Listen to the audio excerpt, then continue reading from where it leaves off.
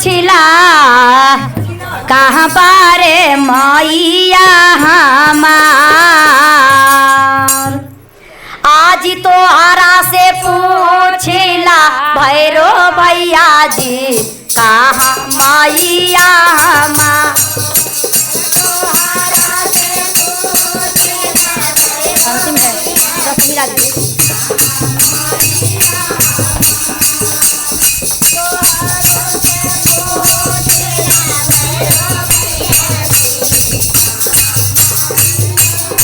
अजी तोहरा से पूछिला भैरो भैया जी कहाँ मैया हमार।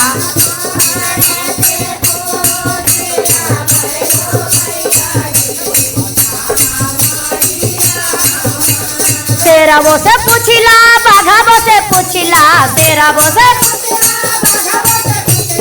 कहाँ बारे मैया हमार।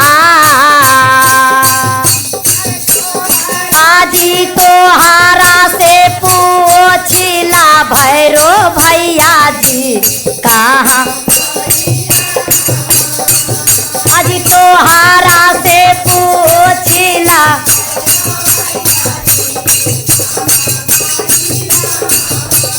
जलवो लेके आइल बा या सनियो लेके आइल बा।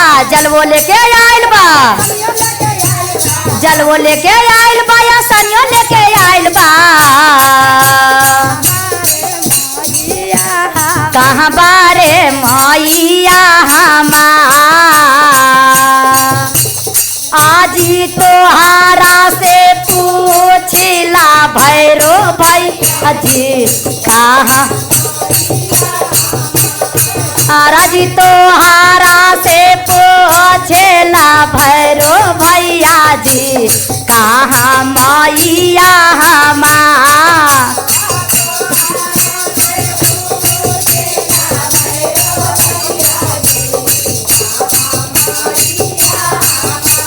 भोगो लेके आइल बा आरतियो लेके आइल बा।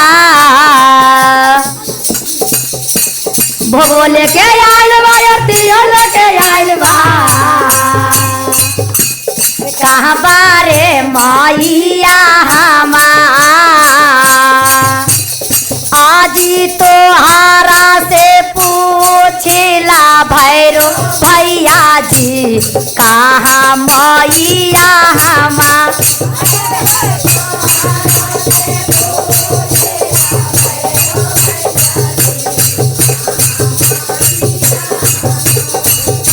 चुनरियो लेके आइल बा और फुलवो लेके आइल बा। चुनरियो लेके आइल बा और फुलवो लेके आइल बा। कहाँ बारे मैया हमार।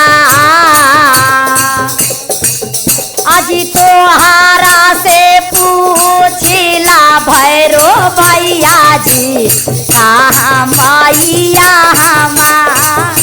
तोहरा से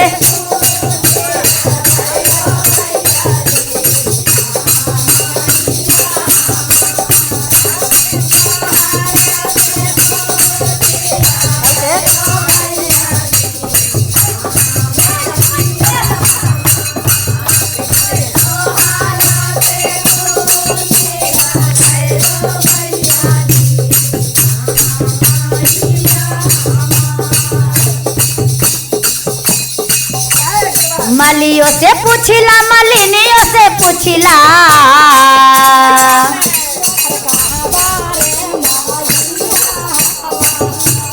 कहाँ बारे मैया हमार।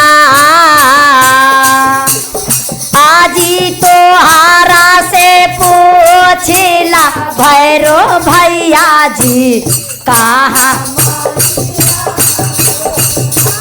तोहरा से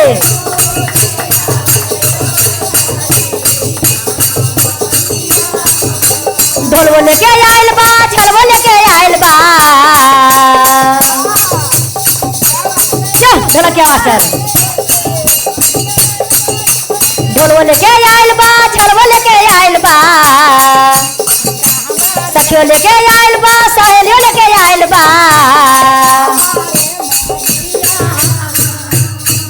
कहाँ बारे मैया हमार। अजी तोहारा से भैरो भैया जी कहाँ तोहारा से